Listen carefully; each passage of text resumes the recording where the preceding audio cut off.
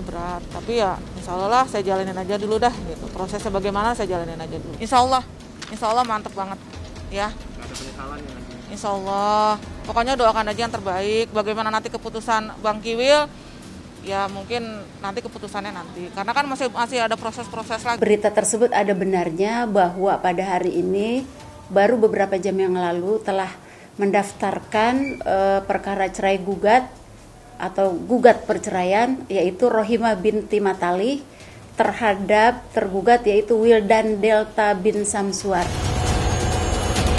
Belum ditentukan penetapan majelis hakimnya, sidang pertamanya juga belum bisa ditentukan atau belum ditentukan karena masih dalam proses.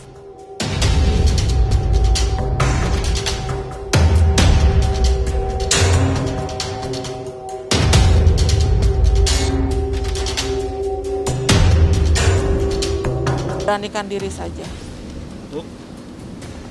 Kedepannya aja yang lebih baik gitu. Alasannya hanya saya yang tahu. Udah. Ya, saya mohon pengertiannya. Yang jelas saya sudah kesini. Alasan atau apapun yang tahu hanya saya. Itu aja. Saya juga minta maaf sama keluarga saya maupun keluarganya Bang Kiwil. Mungkin nanti ini akan kaget buat mereka nonton atau bagaimana. Cuman ya doakan yang terbaik aja. Banyak yang harus saya pertimbangkan dan selebihnya ya saya mohon sama Allah aja yang terbaik.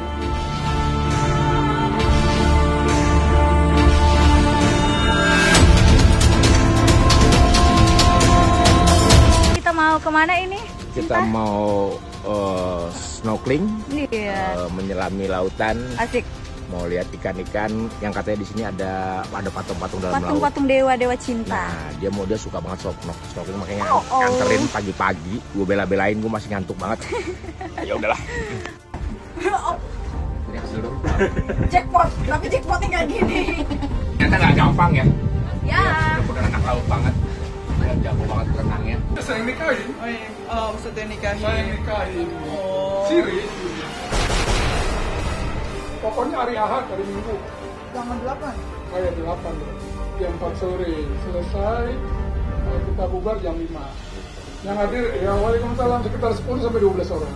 Istrinya itu si Eva artis juga apa gimana? Apa dari kalangan? Katanya sih itu pengusaha kelapa sawit.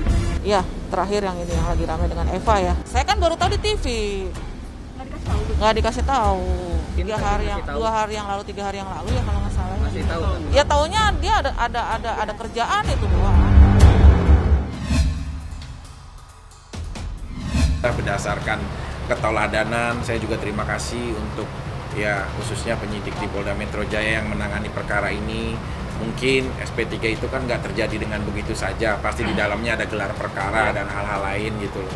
Ya saya mengapresiasi aja, terima kasih. Ini sangat jelas di sini pelapornya saudari AL ya, gitu.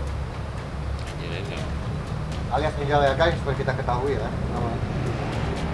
Jadi jelas di sini laporan polisinya itu LP garing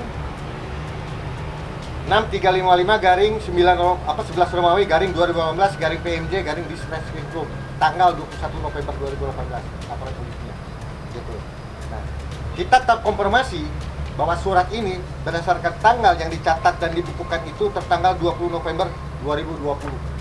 Jadi sudah sangat jelas, terang benderang adanya bahwa klien kami dalam hal ini terhadap pasal-pasal yang disangkakan itu tidak terbukti dengan adanya surat ini. Kami bersyukur, alhamdulillah, laporan dari saudari yang berinisial A yang dilaporkan di Polda Metro Jaya atas dasar sangkaan pasal 167 KUHP tentang memasuki pekarangan ya tanpa izin, dan pasal 170 KUHP tentang adanya dugaan pengeroyokan. Alhamdulillah Vicky kemarin disurati secara resmi oleh Direktorat Reserse Kriminal Umum. Dalam surat tersebut disampaikan bahwa dihentikannya atas penyelidikan dugaan 2 pasal yang dilaporkan oleh saudari yang berinisial A. Yang pasti alhamdulillah ya, bahwa doa itu nggak pernah ada yang kadaluarsa. Jadi di saat kau meyakini doa kepada Tuhan, insya Allah Allah Subhanahu Wa Taala tuh pasti akan mengabulkan di saat yang akan kita tuh memang butuhkan gitu. Dan dengan adanya surat ini sebenarnya akan menjawab bahwa titik terang dari ya permasalahan ini sebenarnya gitu. Karena ada 2 yang berjalan, 1 sampai ke persidangan, 1 ya selesai gitu. Jadi kita mungkin bisa melihat dari 2 konteks ini bisa menjadikan sebuah pembelajaran sih. Cuma dengan akhirnya jadi ya SP3 dalam arti penghentian penyidikannya terpenuhi. Kalau menurut saya sekali lagi bukannya memflashback atau membahas yang lalu, bahwa siapapun pasti hukum itu nggak hanya semuanya berlandasan tentang aturan, pasti ada moralnya juga. Jadi tidak pernah ada pembenaran, maaf, seorang istri berduaan dengan pria lain di dalam kondisi yang tidak wajar, sangat tidak wajar di dalam kamar milik suami istri kita sendiri, itu adalah sebuah hal yang benar gitu. Mungkin ini juga bisa dijadikan sebuah contoh teladan gitu buat semuanya, bahwa hal seperti itu juga memang selalu akan salah gitu. Mudah-mudahan ini bisa, kan kalau aku ingat di persidangan aku yang lagi jalanin, salah satu alat buktinya adalah SP3 gitu loh. Dengan SP3 itu dihentikan, akhirnya ada kans ternyata aku terbukti untuk melakukan pelanggaran pencemaran nama baiknya gitu loh. Tapi dengan ini akhirnya di SP3 kan mungkin jadi bahan pertimbangan hakim gitu loh sebenarnya gitu loh.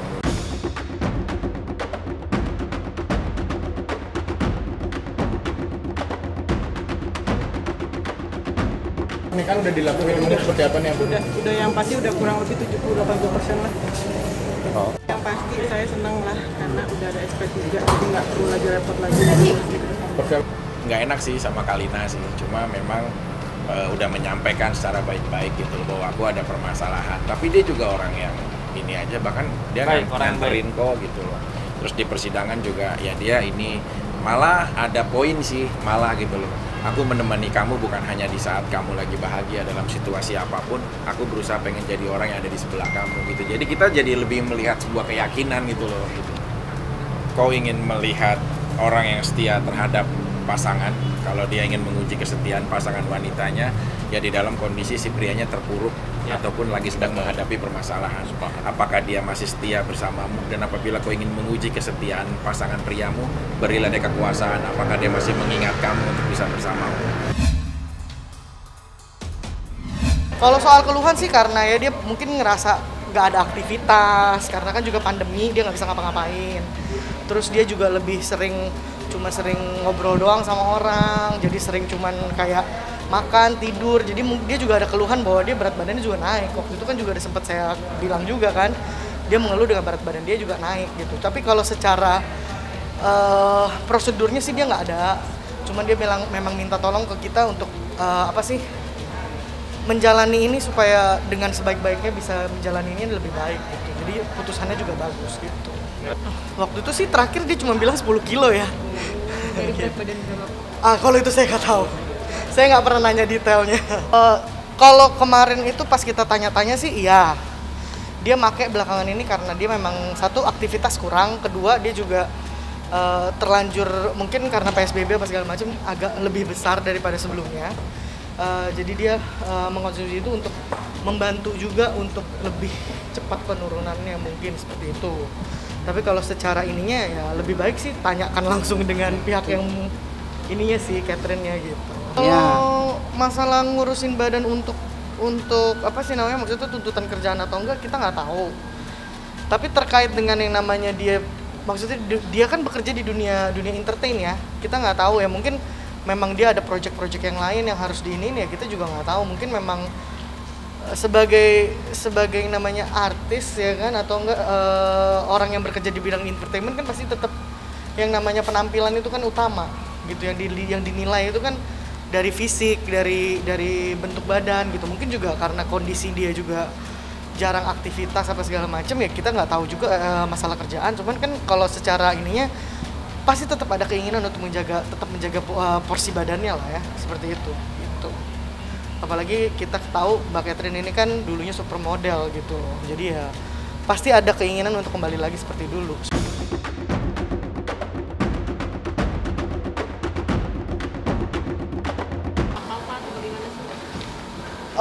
Kalau itu mungkin pas zamannya dia masih ditaruh di lem diklat ya, adalah pasti dia ada kayak perubahan emosi. Kalau itu lebih ke arah perubahan emosi ya, yang namanya ini kan zat adiktif itu kan macam-macam ya. Nah dia lebih ke arah emosinya berubah-berubah, yang namanya dia tiba-tiba bisa marah-marah, bisa ini gitu. Tapi kalau selama ini sih yang perubahan emosi ya cuman itu doang. Cuman di seminggu awal ya, kayaknya dia begitu ya. Di seminggu awal pertama dia masuk sih, iya kayak begitu. Adalah dia mungkin juga dia shock juga, satu mungkin juga nggak ketemu keluarga. Ya karantina yang kayak waktu di tempat sekarang, sebelumnya juga dijalanin gitu. Jadi dia sempet yang nggak ketemu keluarga, nggak apa ya, dia sempet shock juga, terus yang emosinya nggak stabil ya. Saya minta maaf kepada seluruh masyarakat dan kepada keluarga besar saya karena saya telah melakukan kesalahan dan saya sangat menyesal, dan saya akan berjanji tidak akan melakukan hal bodoh seperti ini lagi. Dan saya sangat berterima kasih kepada Polda Metro Jaya karena telah memperlakukan saya dengan baik.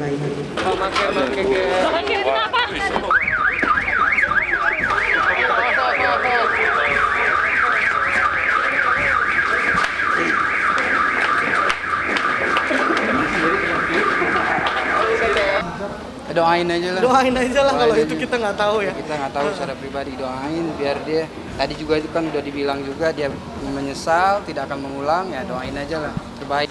Kalau kunjungan ya kita cuma sekedar memberikan apa yang memang jadi keperluannya. Terus kalau misalnya memang itu kan fasilitas ada video call, paling cuma sekedar video call aja sih. Kalau misalnya kita ketemu fisik langsung sih nggak pernah. Tapi alhamdulillah sih kalau secara video call apa segala macam sehat sih. Ya dia mohon doanya doang, terus dia minta dukungannya supaya dia bisa jalanin masalah ini lebih cepat selesai dan memang bisa cepat bisa kembali lagi sama keluarga, balik lagi mungkin ke dunia infotainment. Saya juga kurang tahu, cuman dia sih ada harapan untuk balik lagi sih, seperti itu. Ya telat baru sehari. Baru sehari 2 hari. Biasalah kalau cewek telat mah bukan jadi suatu hal yang. Ya nanti kalau udah telatnya 3 minggu atau sebulan baru dicek Oscar. Dia juga sering telat-telat seharian. Perempuan kan suka maju seminggu, suka mundur seminggu. Tapi apalagi ya capek. Didoain aja, mudah-mudahan. Karena kita udah berbuat dan berdoa.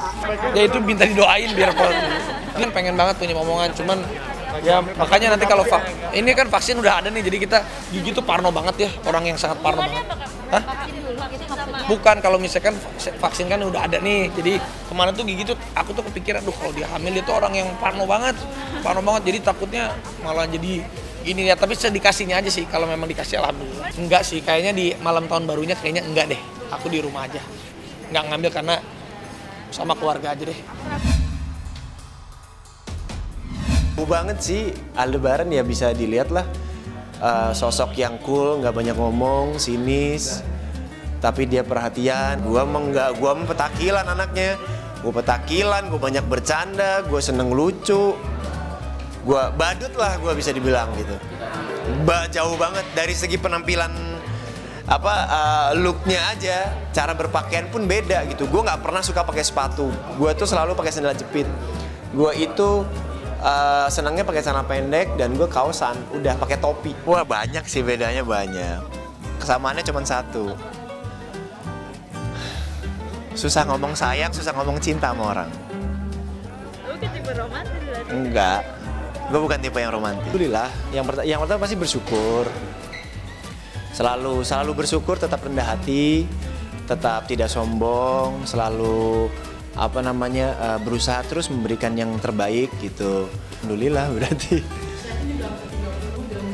Sudah 30 sih, dengar. Terakhir hari yang tayang kemarin 30 kalau nggak.